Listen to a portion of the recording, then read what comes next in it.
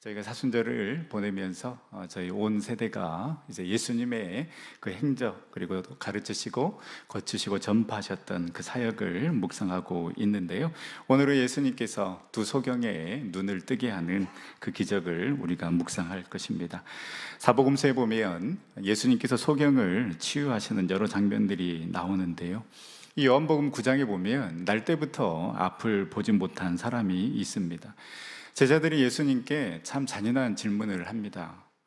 이 사람이 맹인으로 난 것이 누구의 죄로 인한 것입니까? 자신의 죄입니까?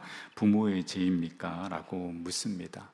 이렇게 앞을 보지 못하는 건 자신의 죄이든지 부모의 죄이든지 죄 때문에 이렇게 됐다라는 그 유대인들의 사고방식이 그대로 묻어나는 질문이라고 할 수 있습니다.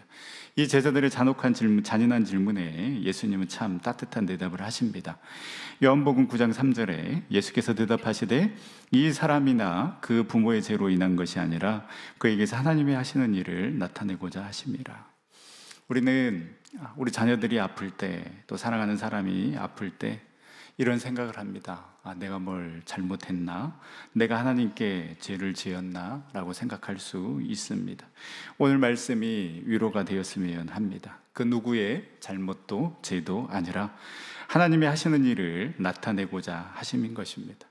하나님의 위로가 있을 것이고 하나님께서 능력을 나타내 보이실 줄 믿습니다. 이 말씀을 하시고 침을 뱉어 진흙을 맹인의 눈에 바르시고 실로암 못에 가서 씻으라고 말씀하십니다. 그리고 실로암 못에 가서 씻었을 때에 눈을 뜨게 되는 내용이 요한복음 9장에 나옵니다. 또 우리가 잘 아는 내용이죠. 마가복음 10장에 보면 이 소경 바디메오가 눈을 뜨게 하는 장면이 나옵니다. 유일하게 이 소경의 이름이 나오는 대목이 바로 마가복음 10장 바디메오입니다.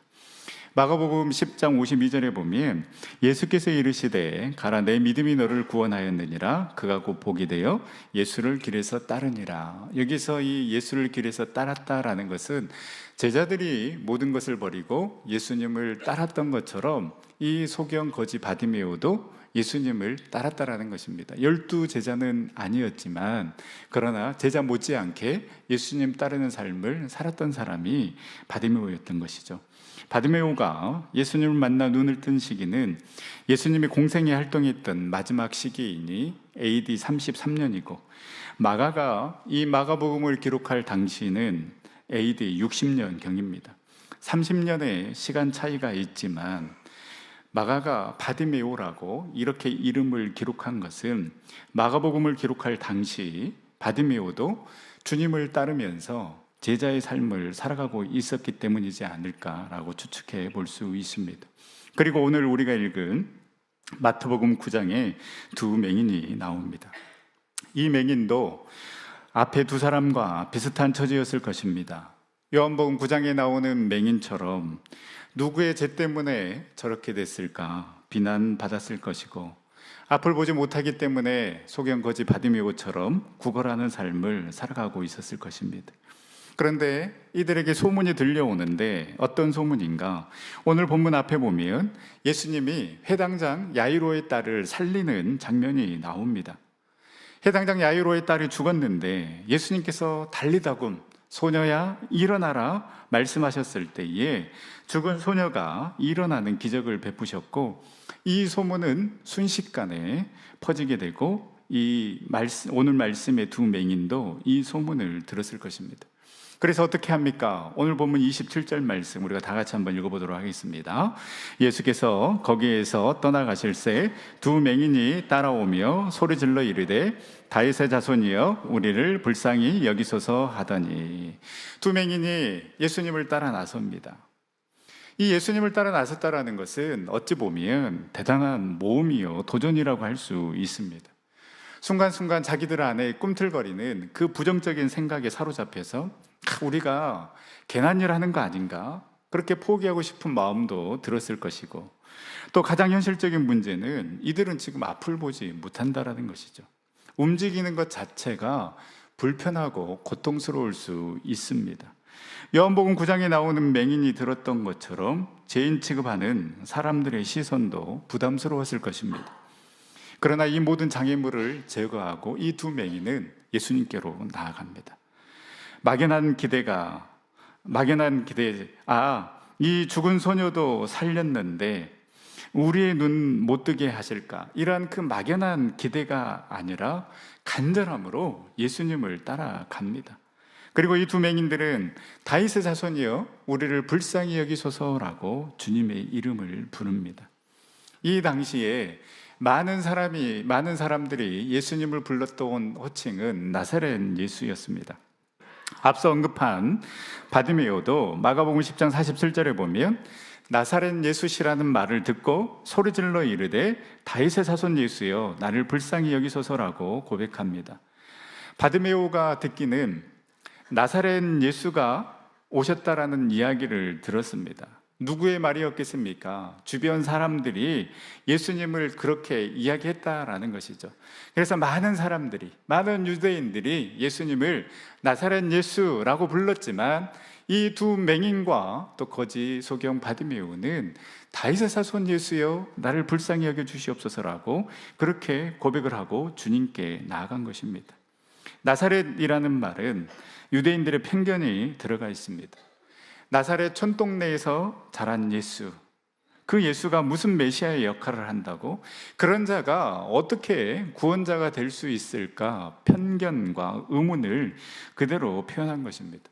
그래서 요한복음 1장에 보면 빌립이 예수님을 만납니다. 그리고 선지자가 이야기했던, 모세가 이야기했던 그 선지자, 그 메시아를 내가 만났다라고, 그리고 그 사람이 요셉의 아들 나사렛 예수다라고 나다나엘에게 이야기하니 나다나엘이 바로 이렇게 이야기합니다.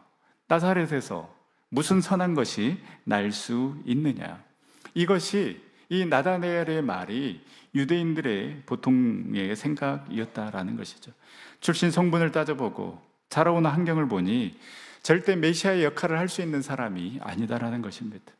그런데 이 두 맹인 역시 그 유대인들이 가지고 있었던 그 편견과 의심을 뛰어넘어서 믿음으로 다윗의 자손 예수여 우리를 불쌍히 여겨 주시옵소서라고 고백하며 간구하며 나아가고 있습니다. 너희들은 편견을 가지고 의심을 가지고 주님의 이름을 부르지만은 그러나 우리는 아니다. 이분만이 우리의 구원자이시고 나의 소망이요 나의 능력이요 나의 힘이시다라고 고백하고 간구하고 있는 것입니다. 이 두 맹인은 내가 고백하고 있는 그분에 대한 확신이 있었습니다. 그리고 간절함이 있었습니다. 여러분 어떻습니까? 우리에게도 이 믿음의 고백이 있습니까? 정말 주님만이 우리의 구원자 되시고 정말 주님만이 우리의 메시아 되시고 주님만이 우리의 능력이고 우리의 소망이요 우리의 힘이십니다라는 그런 믿음을 가지고 여러분들 이 예배 자리로 주님 앞으로 나오셨습니까? 상황과 환경을 뛰어넘는 간절함이 우리에게 있기를 간절히 소망합니다. 또한 그 간절함뿐만 아니라 주님의 일하심에 대한 확신 또한 우리에게 있기를 소망합니다. 그리고 이 간절함과 확신을 담아 예수님께로 나아가는 그 신앙의 결단이 저와 여러분들에게 있기를 간절히 소망합니다. 기도해야지, 말씀 읽어야지, 예배 들어야지, 해야지만 중얼거리지 말고 5분이라도 10분이라도 기도해 보십시오. 말씀 읽어야 되는데 하지 마시고 한 장이라도 읽어보시고, 저희는 이 사순절에 마가복음 필사를 하고 있습니다. 은혜가 되더라고요. 저는 이제 이 아내랑 경쟁이 붙어가지고 내가 한 절이라도 더 적어야 된다 라고 해서 이제 밥 먹기 전에 적고 밥 먹고 아내는 설거지할 때 말씀 적고 우아하게, 그리고 잠자기 전에 아내는 어디까지 적었나 한번 아내의 필사책을 펼쳐보고 내가 몇 절이라도 더 적어야 되겠다라고 이렇게 말씀과 함께 마무리를 하니 참 좋다라는, 은혜가 넘친다라는 생각을 해보게 됩니다. 여러분 가정예배 드려야지만 하지 말고 드려보십시오. 자녀들 핑계 대지 마시고 부부라도 먼저 시작해 보십시오. 여러분 의외로 부부가 신앙 이야기 잘 안 합니다. 여기에 같이 앉아서 예배를 드리지만 그러나 주일날 어떤 은혜를 받았는지, 이 말씀에 대해서 어떻게 생각하는지 그렇게 이야기 나누지 않습니다. 뭐 신앙 이야기뿐이겠습니까? 다른 이야기도 별로 안 하며 살아갑니다. 그러나 여러분 주일날 어떤 은혜를 받았는지, 어떤 결단을 했는지 부부끼리 먼저 한번 나눠 보십시오. 그러다 보면 부부간의 대화도 회복되고 관계도 회복되는 은혜가 임하게 될 것입니다. 한 가정의 고백인데요. 이 계속 그 가정 예배를 드리다 보니까 이제 남편 집사님이 내가 이제 이 집의 영적인 가장이니 앞으로 내가 이 가정 예배를 인도하겠다라는 선언을 했다고 합니다. 안 하는 것보다 하다 보면 뭔가 일이 일어나고 그 놀라운 변화가 기적처럼 다가오게 되는 것입니다. 두 맹인은 주저하지 않았습니다. 고민하지 않았습니다. 예수님을 놓치지 않으려고 끝까지 따라갔기 때문에 기적을 경험할 수 있었던 것입니다. 신세 한탄하며 그 자리에 머물러 있는 사람, 결단코 하나님의 은혜를 누릴 수 없습니다. 간절함이, 그리고 주님을 향한 확고한 믿음과 신뢰가 우리 가운데 넘쳐나서 다시금 예배의 자리로, 기도의 자리로, 말씀의 자리로 나아가 주님의 은혜를 경험하는 저와 여러분들이 될 수 있기를 간절히 소망합니다. 이렇게 간절함으로 주님에 대한 확고한 믿음으로 예수님 앞에 나아오자 이제 예수님께서 묻습니다. 내가 능히 이 일을 할 줄 믿느냐? 내가 능히 이 일을 할 줄 믿느냐? 왜 예수님께서 이들에게 이러한 질문을 하셨겠습니까? 이들의 믿음을 확인하기 위해서였습니다. 소문만 듣고 뭐 아니면 도지, 믿자야 본전이지, 이런 마음으로 나아온 건지, 진짜 예수님의 능력을 확신하며 믿음을 가지고 나아온 건지 예수님께서 확인하기 위함이었습니다. 또 예수님께서 이렇게 물으신 것은 이들의 믿음을 구체적으로 표현하게 하시기 위함입니다. 여러분, 믿음은 마음으로만 간직하는 것이 아니라 입술의 고백을 통해서 구체화되고 확증될 때에 더욱더 강력한 힘을 발휘하게 됩니다. 그래서 로마서 10장 10절 말씀에 사람이 마음으로 믿어 의에 이르고 입으로 시인하여 구원에 이르느니라. 예수님은 이 맹인들이 자신이 가지고 있는 그 믿음을 입으로 시인함으로써 더욱 굳건한 확신을 가지도록 예수님께서 이끄신 것입니다. 여러분, 주님은 우리의 고백을 원하십니다. 그 상황이 아무리 최악의 상황이다 할지라도 그럼에도 나는 주님을 신뢰합니다. 그럼에도 나는 주님을 사랑합니다. 그 고백 듣기를 원하시고 입으로 우리가 주님을 인정하고 우리가 입으로 주님을 시인하는 것을 우리 주님께서는 원하십니다. 때로는 도저히 고백할 수 없을 만큼의 상황까지 우리를 내몰기도 하십니다. 마가복음 15장에 보면 자신의 딸이 흉악한 귀신에 들려 예수님 앞에 나와 딸을 제발 불쌍히 여겨달라고 간청한 가나안 여인, 이방 여인이 나옵니다. 어렵게 예수님께 나왔습니다. 그 주님께 나와서 제발 나를 도와달라고 간청하였지만 예수님은 시큰둥합니다. 성경에 보니 예수는 이 여인의 간구에 한 말씀도 대답하지 않았다라고 기록합니다. 더 나아가 마가복음 15장 24절에는 나는 이스라엘 집에 잃어버린 양 외에는 보내심을 받지 아니하였노라, 이 여인에게 이야기합니다. 유대인들이 먼저지 너희 같은 이방 사람들에게 내가 기적을 베풀 필요성을 못 느끼겠다라고 이야기한 것입니다. 이 말도 절망적인 말인데 예수님이 작정하고 한마디 더 하십니다. 26절에 자녀의 떡을 취하여 개들에게 던짐이 마땅하지 아니하니라. 이 여인을 개에 비유하며 이방 여인에게는 그 어떤 것도 줄 수 없다라는 말씀을 하십니다. 그런데 이 여인 어떻게 나옵니까? 자신이 개임을 인정합니다. 27절에 여자가 이르되 주여 올소이다마는 개들도 제 주인의 상에 떨어지는 부스러기를 먹나이다. 주님 옳습니다. 주님 당신이 맞습니다. 나는 개입니다. 그런데 그 개도 주인의 상에서 떨어지는 그 부스러기를 먹지 않습니까? 그 부스러기라도 좋으니, 그 부스러기의 은혜라도 좋으니 나에게 은혜를 베풀어 주시옵소서라고 이야기하고 있는 것입니다. 이 믿음을 모시고 우리 주님께서 여자여 내 믿음이 크도다, 내 소원대로 되리라는 칭찬의 말씀과 함께 자신의 딸이 치유되는 은혜를 누리게 됩니다. 사랑하는 저전교 성도 여러분, 우리 주님이 내가 능히 이 일을 할 줄을 믿느냐, 내가 능히 이 일을 할 줄을 믿느냐라고 물으실 때에 두 맹인처럼 주여 그러하오니이다라고 확신에 찬 고백을 우리 주님 앞에 올려드릴 수 있기를 간절히 소망합니다. 그 믿음의 고백을 통해 주님께서는 우리의 믿음을 보시고 당신의 능력을 베푸실 것입니다. 또한 이 가나안 이방 여인처럼 아무리 상황이 힘들고 어렵다 할지라도, 또한 내 뜻대로 내 계획대로 되지 않는다 할지라도, 그래서 그 기다림의 시간이 길어진다 할지라도 주님 옳습니다, 주님 맞습니다, 그럼에도 나는 주님을 신뢰할 뿐입니다라는 고백을 드릴 때에 주님은 우리를 포기하지 아니하시고 소원대로 되리라는 응답의 말씀을 우리에게 주실 줄 믿습니다. 결국 내가 능히 이 일을 할 줄을 믿느냐, 이 예수님의 질문은 우리의 믿음을 통해 하나님의 역사가 이루어진다는 것을 보여주고 있는 것입니다. 여러분, 우리의 믿음은 하나님의 능력과 연결되어 있음을 알아야 합니다. 왜 주님께서 내 믿음이 크도다, 내 믿음대로 될지어다, 이만한 믿음을 내가 보지 못했다라고 우리 주님께서 말씀하십니까? 더 큰 믿음이 있다라는 것입니다. 믿음의 크기가 있다라는 것입니다. 그 믿음의 크기만큼 하나님의 능력을 경험하게 되고, 내가 믿고 확신한 만큼 하나님도 역사하시기에 내 믿음이 크도다라고 우리 주님은 말씀하시는 것입니다.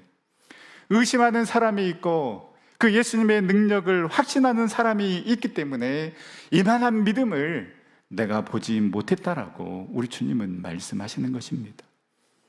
사랑하는 전성교 성도 여러분, 여러분 어떤 상황 가운데 있습니까?